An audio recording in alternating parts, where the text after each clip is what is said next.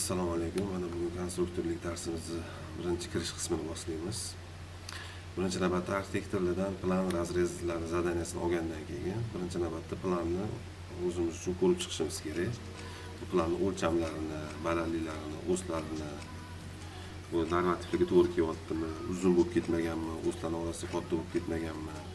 Birinchi navbatda shu joylarini tekshirib chiqamiz. Normativlarga zid bo'lmasa, demak sekin konstruktorlik planlarini tuzishni boshlaymiz. Konstruktorlik planlarini tuzishdan oldin birinchi navbatda binoni ko'rganimizda qaraymiz, bu bino nimadan qilamiz? Железобетонный или metallitskiy. Endi bizning yurtimizda ko'p tarqalgan железобетонный, chunki metallitskiy konstruksiya juda qimmat yuradi. Uni montajlari ham juda qimmat. O'shaning uchun biz железобетonni olamiz. Hozir biz tanlab olganimiz 2 etажkali uchastkani tanlab oldik. Kirish qismiga 2 etажkani razrezlari, planlari hammasi bor. Hop, hozir nima qilamiz? Birinchi navbatda biz devorlarini gazoblok yoki sendvich, g'ish shuni o'ylab olamiz. Buni endi zakazchi bilan maslahatlashgan holda endi ko'pincha uchastkalarni g'ish qilamiz. Baribir g'ish baquvvat va arzon tushadi. Chunki g'ishni terib orasiga kolonnalarni qo'yamiz. Uchastkaviy konstruksiya qilib, karkasni qilib qilamiz. Shunda kolonna regillaridagi armaturalar ham kam chiqadi va rasxod ham kamroq bo'ladi binoning. Bu ishni boshlashdan oldin har doim biz o'rganganmiz, konstruktorlik planni tuzish uchun arxitekturaviy plan berib zadaniya berganda birinchi navbatda har bitta joyni o'zimiz uchun chizib chiqqanimiz ma'qul. Qanaqa bo'ladi bu? Masalan, kolonnalarni o'zimizning sloyimiz bo'yicha kolonnalarni berishimiz kerak. Har bitta kolonnani o'zimiz sloy bo'yicha chizib chiqamiz. Keyin mana bu devorlarni ham o'sha g'ishmi, demak 38 ga mo'ljallab bularni chizib chiqishimiz kerak.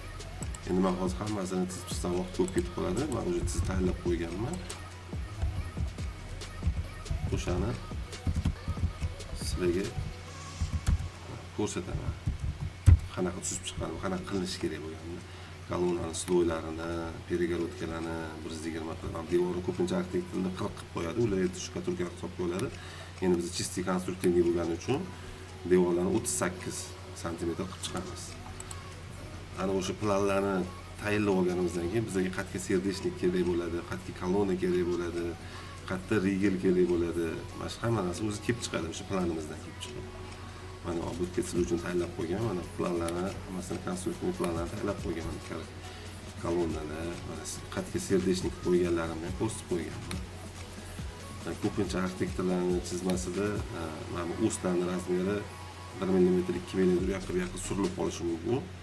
Endi arxitekturada mana общий razmer bir xil turishi mumkin, lekin siz olganingizda sal farq qilib qolishi mumkin. O'shaning uchun biz o'slarni ham o'zimizga moslab tushni olishimiz kerak. Shunda bizani hamma chizmalarimiz tushni to'g'ri chiqadi.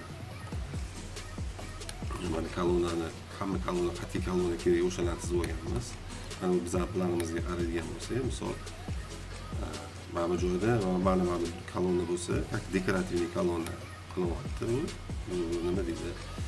Bu bizning konstruksiyamizda qanaqadir ish bajarmaydi. Tak dekorativniy, lekin buni mana bu kolonnani biz nisushi qilib ishlatamiz, chunki unga regel tortamiz, periklidalarni qotirishimiz kerak.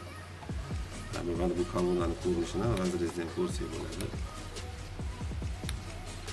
Razrezimizda mana как pilon dekorativniy chiroyli turishi uchun, lekin biz bunga ichiga железобетон qilib o'zligini qilib berishimiz kerak. Keyin ustiga qolgan narsalarini, dekorativniy narsalarni arxitektorlar o'zi beradi. Birinchi darsimizda shu narsalarni sizlarga aytib o'tmoqchi edim.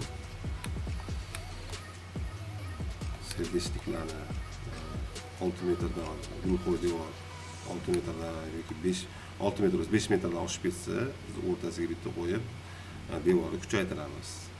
Endi prostenkalarni o'zingiz bilasizlar, o'sha KMKda yozilgani bo'yicha 8 balli zonaga, 7 balli, 9 balli zonaga o'zi bo'lgan masofasi bor. Ana o'sha masofadan kelib chiqib serdeshniklar bilan mustahkamlaymiz. Kerakli joylarga serdeshniklar berib chiqqanman. Devorlarni chizib chiqqanman 38 sm qilib. oynalar, перегородкаlar berilgan. Endi buni keyingi etapdan boshlab qanaqa kolonnalarni ishlaymiz, rigillarni ishlaymiz, devor razvedka stenlarini ishlaymiz, перегородкаlarni uzellarini ishlaymiz, krepленияlarini, fundament, перекрытияларni ishlaymiz. Hozir sразу hammasini sizlarga yetib ketagan bo'lsam, sal chalg'ib qolishingiz mumkin. O'shaning uchun birinchi darsga kirish qismi qilib, umumiy tushunchani tushuntirib o'tdim. Yana qolib ketgan joylarini kelgusi darslar mobaynida bitta-bitta tushuntirib, o'rganib boraveramiz.